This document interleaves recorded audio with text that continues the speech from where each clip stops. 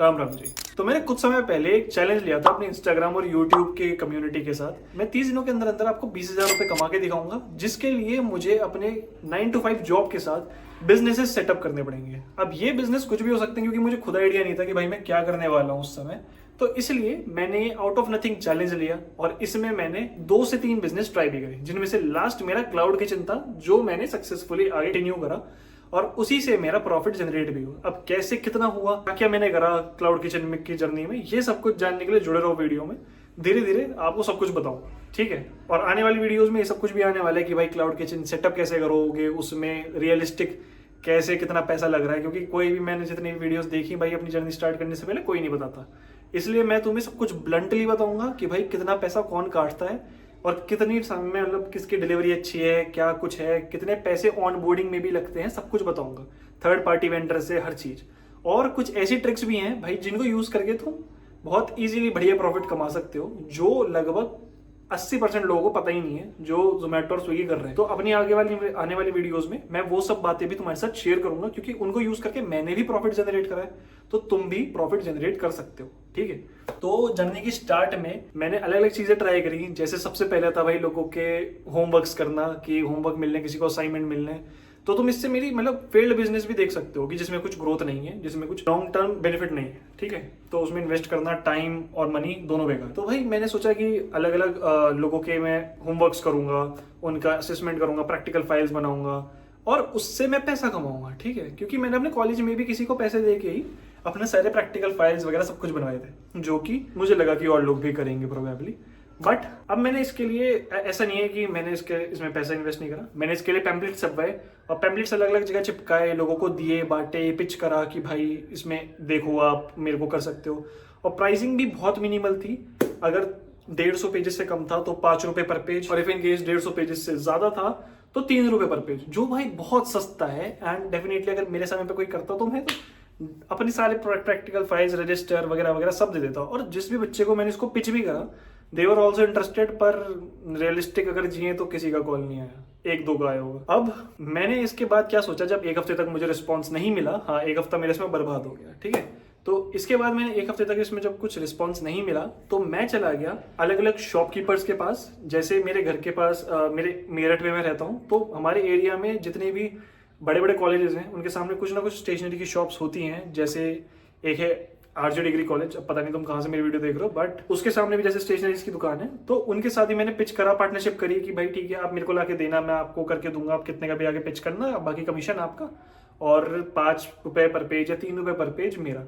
मुझे स्टार्टिंग में लग रहा था कि भाई इतने सारे दुकान वालों से मैं बात करूंगा, इतने लोगों से मैं कहूंगा तो बहुत कट आएगा, पर कुछ नहीं आया भाई, ठीक है। तो फाइनली ठीक है, मैंने आगे लोगों से पिच करा, पार्टनरशिप करी, टेम्पलेट्स बांटे, लोगों को मार्केट में जाके बोला, बताया कि भाई ऐसे ऐसे है, बच्चों के ग्रुपों में, ट्यूशन वगैरह के जितने भी थे सब कुछ। और लेकिन इसका at the end of the day result क्या रहा, 1-2 प्रोजेक्ट फाइल्स आई हुई, पर नहीं भाई बेकार थी, ठीक है, कोई बेनिफिट नहीं। एक फाइल इकलौती ऐसी थी जिसका मुझे पेमेंट आया और क्या कहते हैं, जिसको मैंने पूरा करा, बट वो 450 रुपये इकलौती आउटपुट थी उस पूरे के पूरे बिजनेस की। तो इसलिए एट द एंड बिजनेस हमारा रहा 0। लॉन्ग टर्म पे हम उसको चला नहीं सकते, बहुत ज़्यादा एफर्ट है, बहुत ज़्यादा मेहनत है कि भाई बैठ के लिखते रहो, कोई ना कोई बंदा चाहिए तुम्हें हर समय लिखने के लिए, तो वर्थलेस, ठीक है। अब इसके बाद भाई मैंने सेकंड बिजनेस स्टार्ट करा अपना, जो कि था मतलब एक आउट ऑफ नथिंग दिमाग में चीज आई कि भाई 20,000 में से कुछ अमाउंट तो बनेगी, तो चलो चलते हैं सरोजनी नगर, वहां एक गेम कराते हैं, ठीक है। गेम वॉज कि भाई लकी 7 नंबर था। तो ये मेरा सेकंड बिजनेस था कि भाई लकी 7 नंबर, कि सपोज मैं और मेरे दोस्त सरोजनी गए, वहां पे जाके हमने अपना लकी 7 नंबर का गेम रन करा। अब उसमें क्या था कि भाई 7 एक एप्लीकेशन है, उसमें डाइस रोल करेगा। अब उसमें 7 से छोटा नंबर आ सकता है, 2 डाइसेस होंगे, ठीक है। 7 से छोटा आ सकता है उनका कॉम्बिनेशन का सम, या फिर बढ़ा सकता है, या फिर 7 आ सकता है। अगर तुमने चूज करा मोर देन 7 और तुम्हारे पास मोर देन 7 ही आया तो तुम्हारा पैसा double.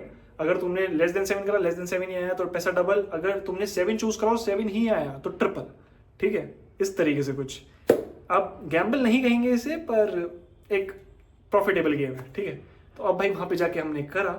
At the end of the day काफी लोगों ने इंटरेस्ट दिखाया सरोजनी मार्केट में, क्योंकि हमने मार्केटिंग तगड़ी करी थी। अब ज्यादा हम उसकी वीडियो नहीं बना पाए, क्योंकि भाई दो बंदे थे और दोनों के दोनों इस चीज में लगे पड़े थे कि भाई ज्यादा से ज्यादा लोग आए, उन्हें हम गेम खिलाएं, ठीक है।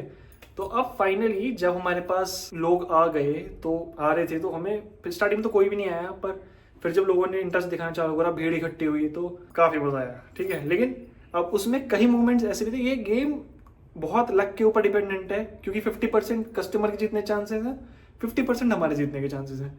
तो भाई इसमें बहुत ज़्यादा लक की बात है कि आप प्रॉफिट जनरेट कर पाओगे नहीं कर पाओगे। तो इस वजह से ये बिजनेस मॉडल भी ठप है, ओके। लेकिन हमने 2 घंटे के अंदर बाय लक 850 रुपये का प्रॉफिट करा इन टोटल। कुछ 1000 रुपये का था, पर इन्वेस्टमेंट हटा के 800 रुपये कुछ का प्रॉफिट हुआ, ठीक है। उसके बाद हमें पुलिस वालों ने भगा दिया वहां से, क्योंकि इसको एज अ गैम्बल ले रहे थे, जो कि शायद हो भी, लेकिन कंसेंट के साथ है भाई, तो सब सही है, ठीक है। तो लेकिन उसके बाद हम वहां से चले गए, और ये बिजनेस मैंने काफी दिमाग लगा के सोचा, और फिर समझ में आया कि नहीं भाई, ये पूरा किस्मत के ऊपर है। अभी हमारी अच्छी थी, क्या पता कल कस्टमर की अच्छी और हमारे लग जाए। तो इसलिए भाई ये बिजनेस भी बंद कर दिया। अब है थर्ड बिजनेस की बारी, और थर्ड बिजनेस अपना मेन बिजनेस था, जो कि था क्लाउड किचन। अब ये मैं बहुत समय से सोच रहा था कि यार एक क्लाउड किचन अपना घर में खोल लें, उससे कुछ ना कुछ, मम्मी इतना बढ़िया तो बनाती हैं, बट एंड टाइम पे भाई माता जी ने कह दिया मैं पूरे दिन किचन में लगी रहूंगी क्या, और हमें कुछ और तरकीब लगानी पड़ी कि भाई क्या ऐसा ला सकते हैं हम जो मैं खुद भी कर सकूं और कभी कभी मम्मी भी कर सकें, ठीक है। क्योंकि ऑफिस में मैं हर समय तो कर नहीं पाऊंगा, तो इसलिए माता जी को अपने साथ रखना इस चीज में, और माता जी की कृपा रहे नहीं कि भाई वो आगे काम कर देंगी, ये बहुत जरूरी था। तो इसलिए क्लाउड किचन में मैंने थोड़ा सा देखा, सच बोलूंगा, आई विल बी ऑनेस्ट, कि कहाँ से आइडिया मिला भाई। तो इंडोनेशिया का एक चैनल है, उसका नाम मेरे को याद नहीं है, if I in case I get the Instagram page तो मैं यहाँ पे लगा दूंगा, उसको आ रहा होगा तो तुम देख पा रहे। इस पर मल्टीपल रील्स आती रहती हैं कि भाई कैसे मतलब they are basically selling fruits inside flask, और या फिर वाटर कह सकते हो, और उसके अंदर कोकोनट वाटर, चिया सीड्स का पानी, या फिर ये सब कुछ डाल के, ठीक है। तो दैट थिंग से मेरे को आया कि यार अब इनिशियली मैं इतना तो कर नहीं सकता, क्योंकि 25,000 की एक कैपिंग मशीन आती है, उसके बाद उसका बॉटल्स का कॉस्टिंग, और उसके साथ बाकी यूटेंसिल्स की कॉस्ट, प्लस पता नहीं वर्कआउट करेगा नहीं करेगा इंडिया में, मेरठ में बेसिकली, क्योंकि एक 3rd tier सिटी है। तो आई डोंट नो कि लोग इतना अपनी हेल्थ पे इन्वेस्ट करेंगे या नहीं करेंगे, ठीक है। उसके बाद मैंने कहा कि यार एक MVP निकालते हैं। अब MVP होता है एक मिनिमम विएबल प्रोडक्ट, ठीक है। अब ये जो MVP है ये क्या रहेगा, इससे बस मुझे पता चलेगा कि लोग अपनी हेल्थ पे कितना इन्वेस्ट करने के लिए रेडी हैं। तो इसलिए मैंने निकाला एक फ्रूट चार्ट का कंसेप्ट, कि भाई ठीक है चलो एक फ्रूट चार्ट है, बस वो बेचते हैं, अलग अलग तरीके के फ्रूट्स होंगे, उनको हम बेचेंगे, और कुछ मिक्स्ड फ्रूट हैं, अब अलग अलग चीज़ें हैं। तो इनिशियली मैंने नॉर्मल फल ही रखे हैं अभी तक, like Apple, guava, pineapple etcetera, ये सब कुछ ही, और मिक्स फ्रूट वगैरह है। बाकी प्रोटीन चार्ट्स है इसके साथ, क्योंकि मैं भी थोड़ा जिम वगैरह करता हूँ, हाँ अभी इतनी ज़्यादा नहीं है बट मैं करता हूँ। तो मैंने कहा भाई थोड़ा कुछ वो करते हैं जो हम भी इस्तेमाल कर पाए, है ना, और हमारे लिए जो हम इम्पोर्टेंट मानते हैं, तो वो चीज़ हम दूसरों को भी प्रोवाइड करते हैं। तो इसलिए हमने स्टार्ट करा फ्रूट, FROOT, फ्रूट एक क्लाउड किचन, जिसमें कि फ्रूट चार्ट और प्रोटीन चार्ट देते हैं, ठीक है। और रिस्पॉन्स काफ़ी अच्छा रहा, और इसी के थ्रू हमने काफ़ी प्रॉफिट भी जनरेट करा, और अपना चैलेंज भी कंप्लीट करा।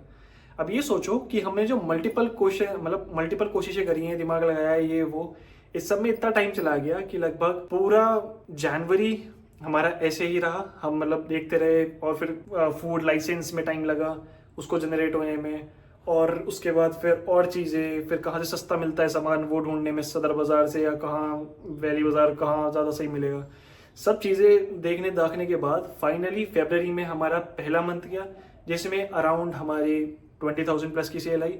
फिर उसके बाद मार्च का हमारा महीना गया, जिसमें कि हमारी 30,000 प्लस की सेल आई, ठीक है। और अप्रैल में मैं किसी और चीज में लग गया था, इसलिए थोड़ा कम इसमें इनपुट दे पाया, बट अब वापस से कैरी फॉरवर्ड कर रहा हूँ, और सेम तरीके से प्रॉफिटेबिलिटी में शेयर करता हूँ। फाइनल बिजनेस नंबर 1 चूज करा, जो कि है क्लाउड किचन का बिजनेस, फ्रूट, और इसी को मैं अभी तक कंटिन्यू कर रहा हूँ। और इस वीडियो के लिए इतना ही, पर अगली वीडियो में मैं आपको इन डिटेल बताऊंगा कि भाई क्लाउड किचन 0 to हीरो आपको कैसे लेके जाना है, और इसमें आप कैसे प्रॉफिटेबिलिटी जनरेट कर सकते हो, क्योंकि भाई सबकी बस की बात नहीं है प्रॉफिटेबिलिटी जनरेट करनी, हमारी भी मतलब मेरी भी फट गई थी, ठीक है। तो मैं आपको रियल हैक्स बताऊंगा कि भाई कैसे आप प्रॉफिट जनरेट कर सकते हो, क्या ट्रिक्स है जिनको यूज करके आप ज्यादा कस्टमर ला सकते हो, ज्यादा 5 स्टार रिव्यूज ला सकते हो, और किस तरीके से आप इस बिजनेस को बूम कर सकते हो बिना सालों लगाए। ठीक है, तो मिलते हैं अपनी अगली वीडियो में पूरी डिटेल के साथ क्लाउड किचन के ऊपर। राम राम जी।